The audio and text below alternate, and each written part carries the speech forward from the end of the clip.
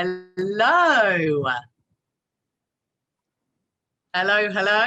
Hello, welcome everyone. Welcome to Adobe Rebel Talent Get Hired. Welcome. We're very excited to be here today, representing Adobe at this year's Color in Tech. My name is Irisini, and I am part of the international marketing team at Adobe. Thank you so much, Irisini, and welcome everybody.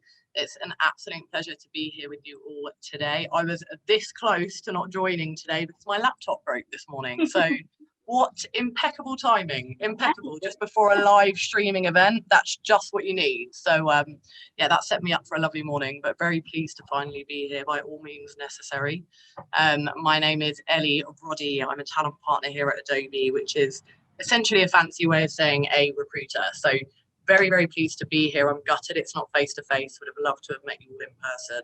But I think, you know, there's no secret that we have a huge underrepresentation of BAME talent in the tech industry.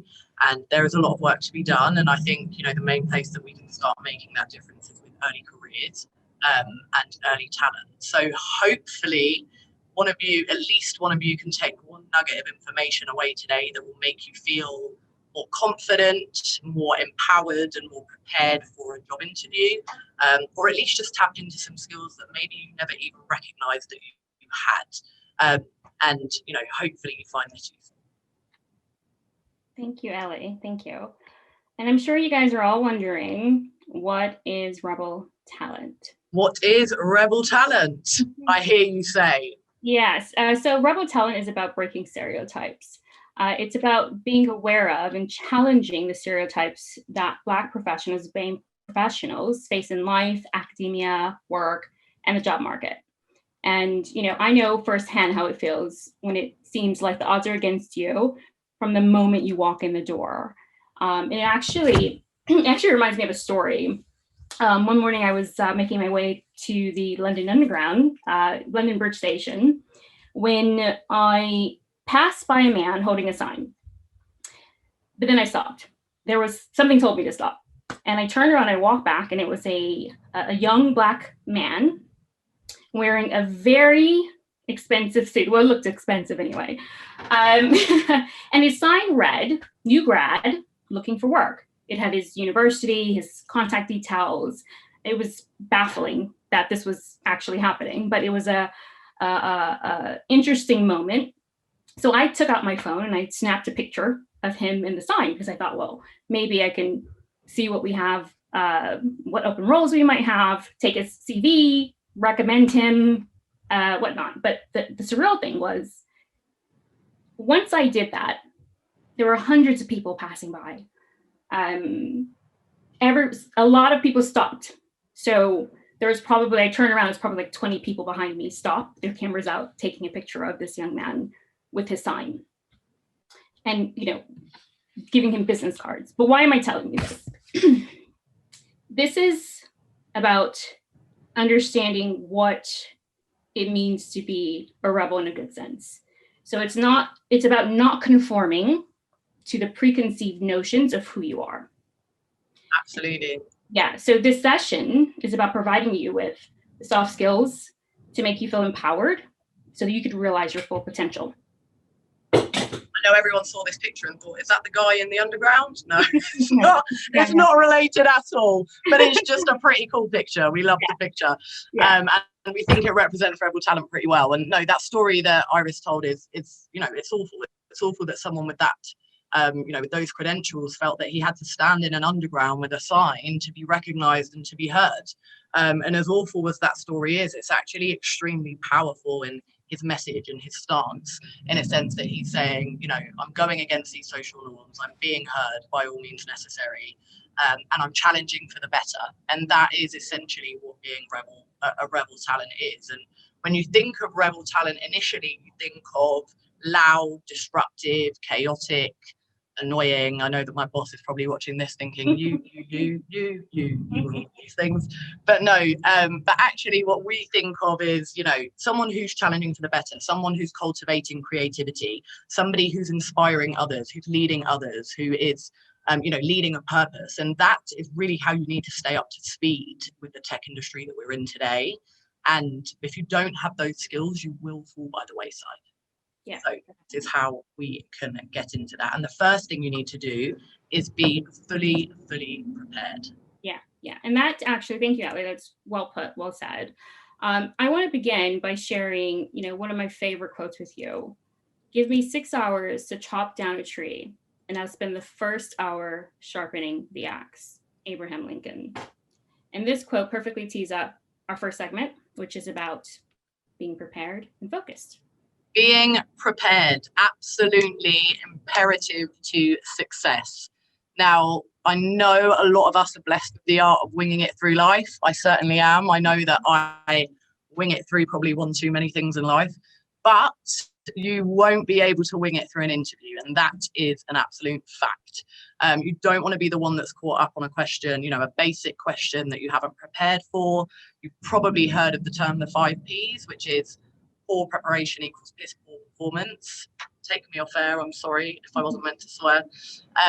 But this is really what will help you set yourself up for success in an interview. So we've got 3 very quick ways in which you can do this. So this is, a key kind of takeaway slide. So if we move on to the next slide, we have some quick things for you to think about. So be actionable and own your level of preparation. So this is essentially you taking charge of that preparation. So understand the role.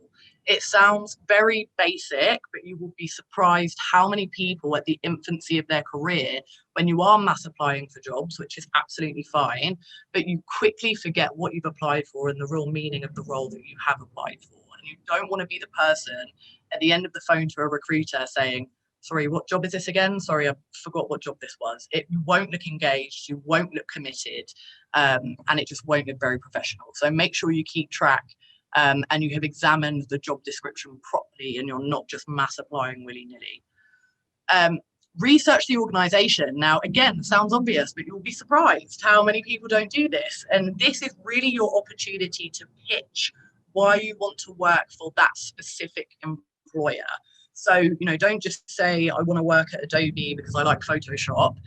Be a bit more creative with it. So, what are some kind of latest product releases we've had? What is our stance in the market? What's our values? What's our mission? Have we had any acquisitions recently that have changed our position in the market? Just think broad and creative with your research. Be virtually ready. I nearly wasn't this morning, so very ironic.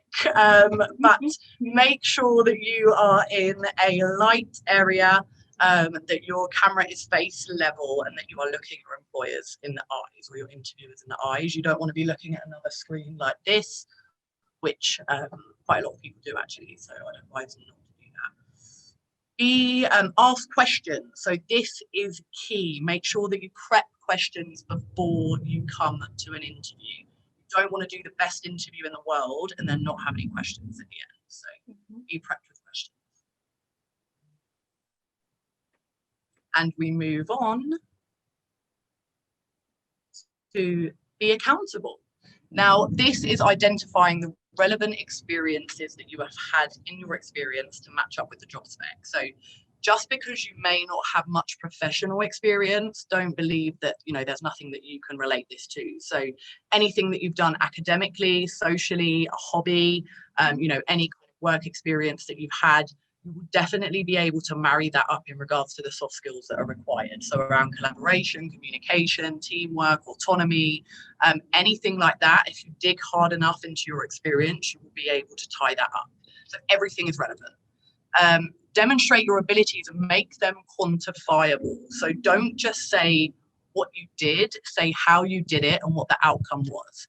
So quantify your results as much as possible, and really show your workings out of how you got to the end and what the impact of that result was.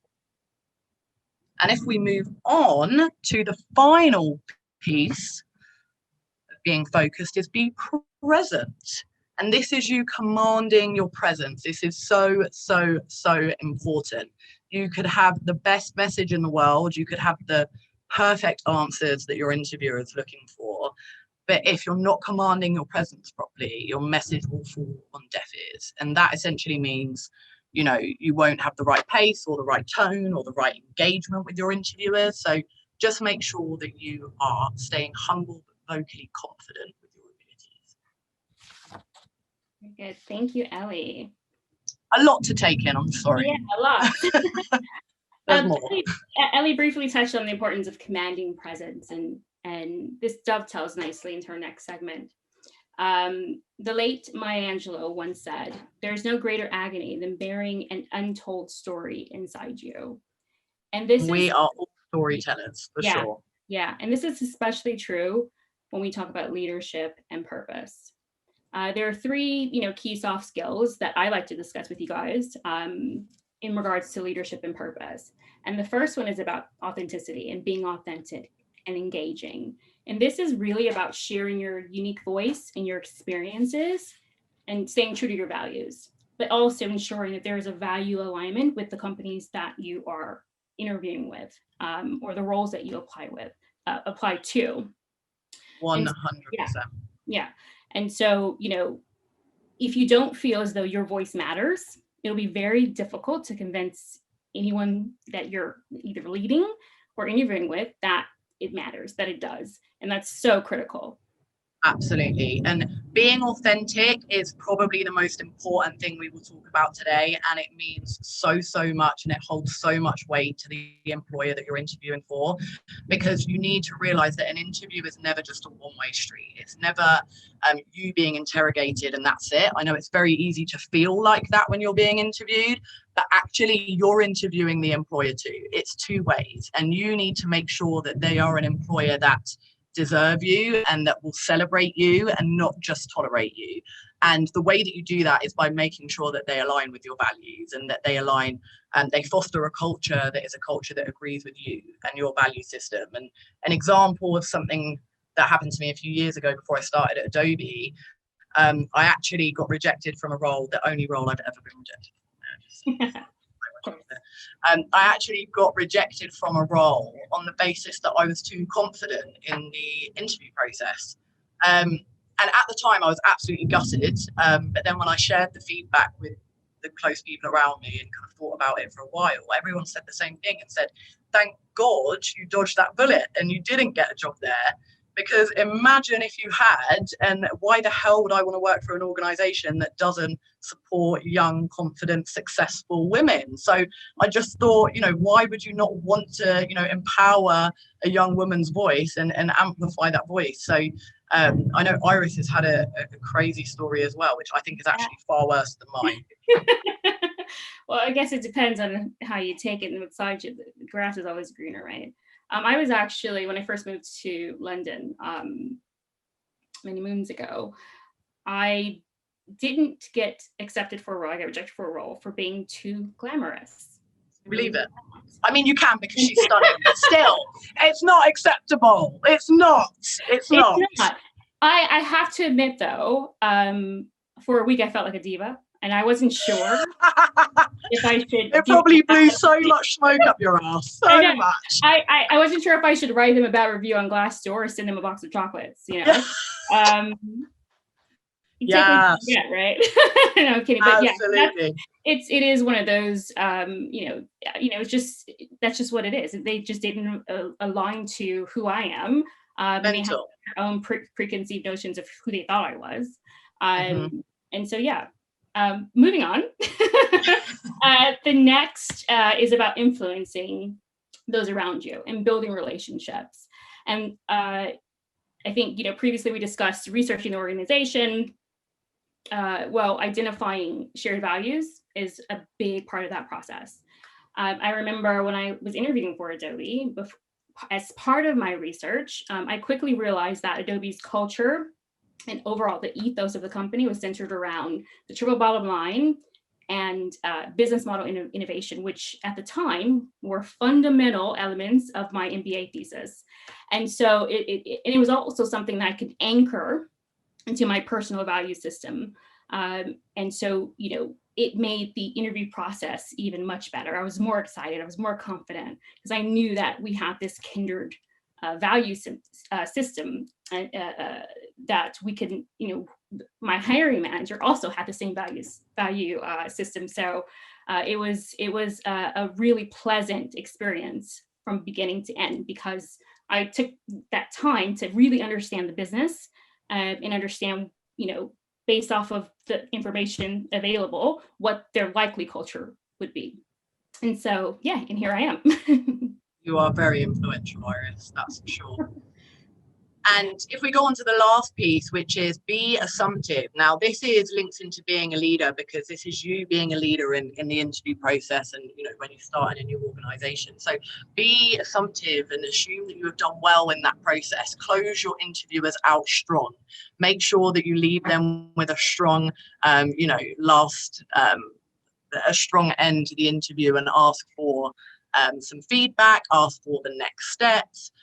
Make sure that you've given them the opportunity to relay that feedback to you, and whether they do it or not is their prerogative, but essentially that shows that you are enthused, you are engaged, you've enjoyed the interview, and you're confident in your ability to go to the next step. So be assumptive, not too assumptive. I've had someone come into an interview before and ask why they haven't got the job yet at the start of an interview. I'm sure you can imagine that went down very well, but yeah, just use your common sense about it, but be confident in yourself and ask what the next steps are. Yeah, thank you. Nice. Thank you for summing that up, Ellie. Oh wow, so this I think is probably one of the truest quotes. Late great Dr. Martin Luther King: almost always the creative, dedicated minority has made the world better. Oh yes, it has. Yeah, I love this quote because it means it's so powerful and it's so true.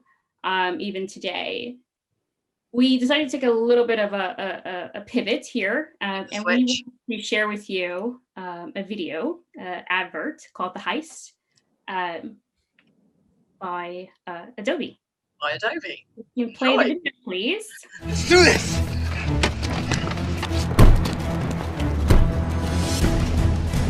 Everybody on the ground! This is a robbery! Don't move!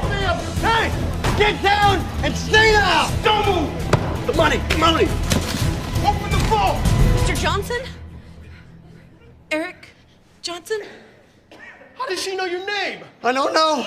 Your mobile app pinged us when you walked in. Looks like you were on our website and thinking about buying a house. You moving out, man? I need my space. Eric, you may think you can't afford a new home, but we have some amazing new rates. I could text them to you. Oh, those are fantastic. And Mr. Davis? Yeah, it's me. Did you click on one of our emails about consolidating your student loans? Maybe. Tim! What's the matter with you? Oh, well, we can help you with that too. Hey, what are you doing? This is a robbery, remember? We gotta go! Come on! Can I lock those rates in on the app? Well, of course you can, sugar. Oh, great.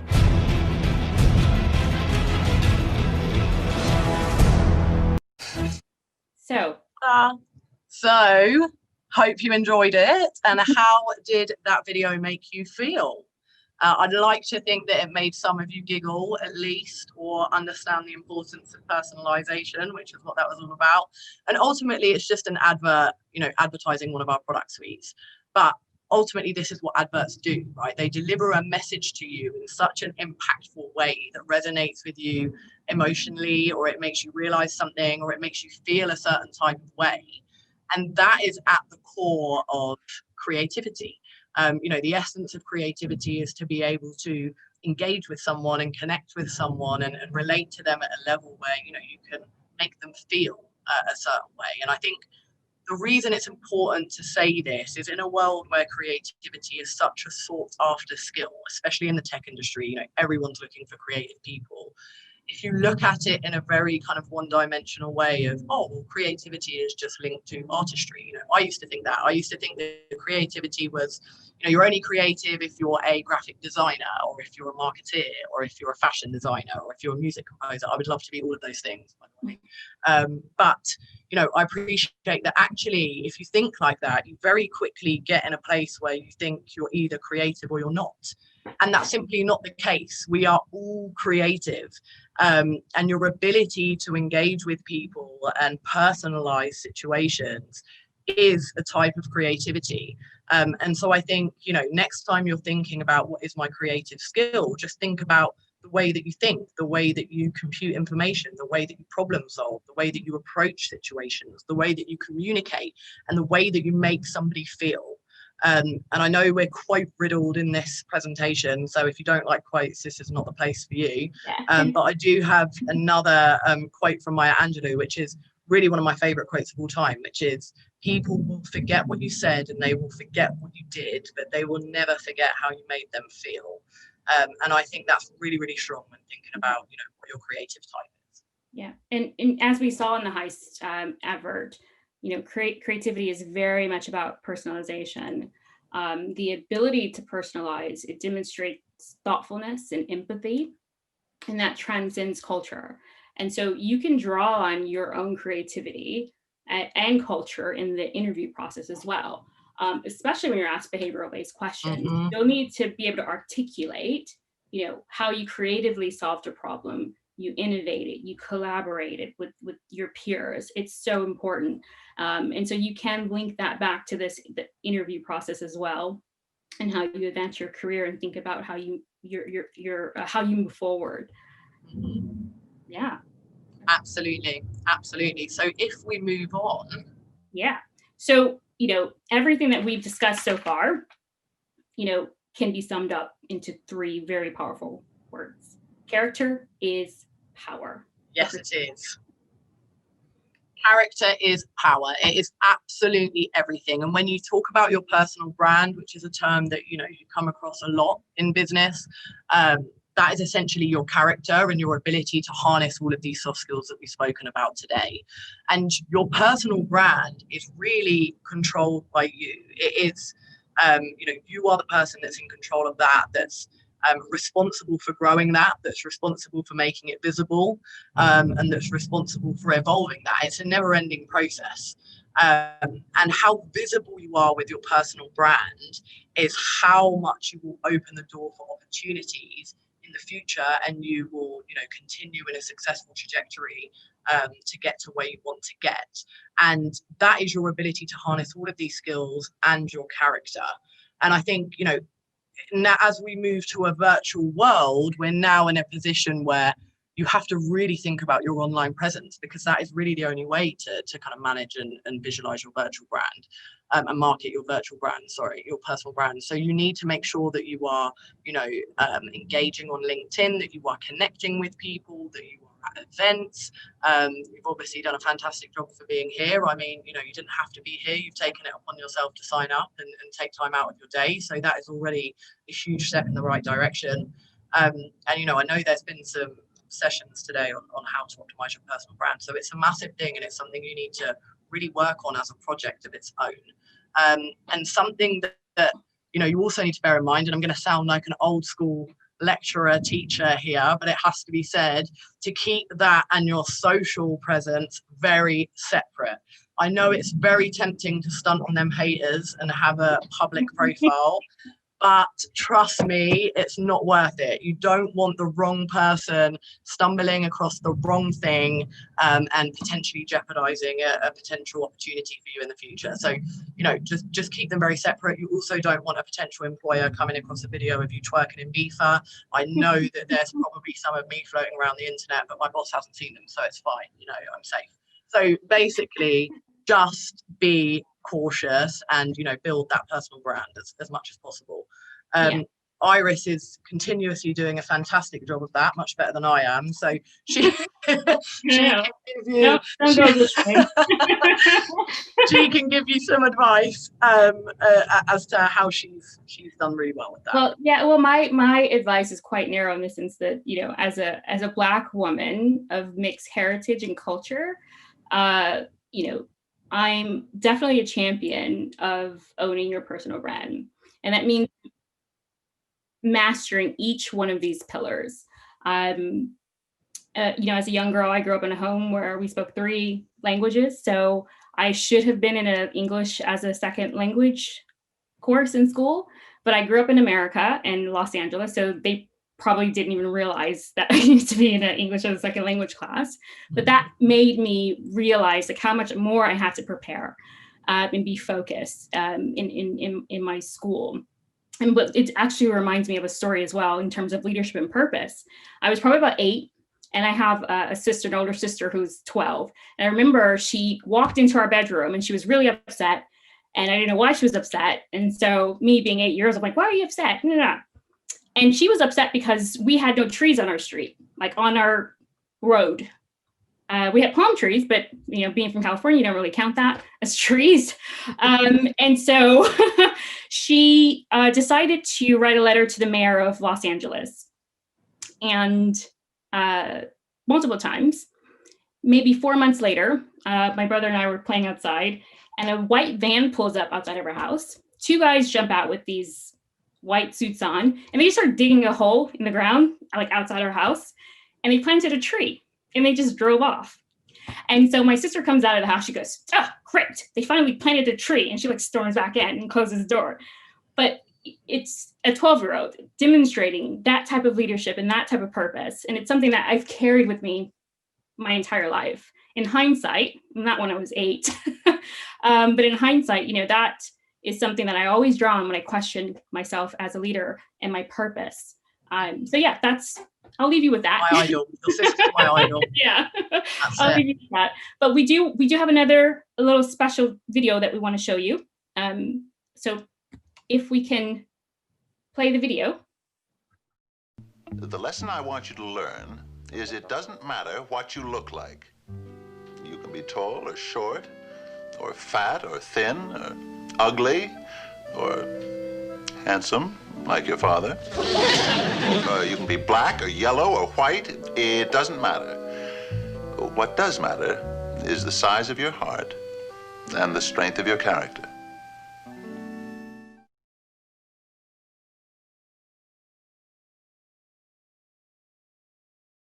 Hope you enjoyed that. It's one of my favorite. What a lovely video. Oh, absolutely. I think it wraps everything up very nicely. Your little speech up nicely, Iris. And I actually didn't know who they were, but the monsters, but apparently they were quite famous back in the day. Anyway, interested in joining Adobe? This is probably the main reason any of you have joined this session today. We are about to start the height of our hiring for grads and interns. We don't have any live ads now, but we are going to have them live at the end of the month. So please apply via this link. Just submit your resume, submit a bit about you, and then a member of our talent team, it might be me, will reach out and direct you to the ads when they come up. So we have a range of opportunities across the business, across sales, marketing, HR, legal, finance, some tech roles. Iris is looking for 3 grads and 3 interns for marketing. So if you want to work for Iris, holla, now is your chance. So please submit your interest via that link. I think it's being posted around on our breakout sessions. So you should have an opportunity to access that. And our interns will be starting next June, July, and our grads will be starting in January. So yeah, let's get cracking. We hope to see some of you guys come through our funnel. And questions, I know there's questions. We have a breakout room where we can answer some of your questions. You can add us on LinkedIn. These are our handles, Irisini and Ellie. Yeah, and that wraps us up. Hope you enjoyed it. Thank you.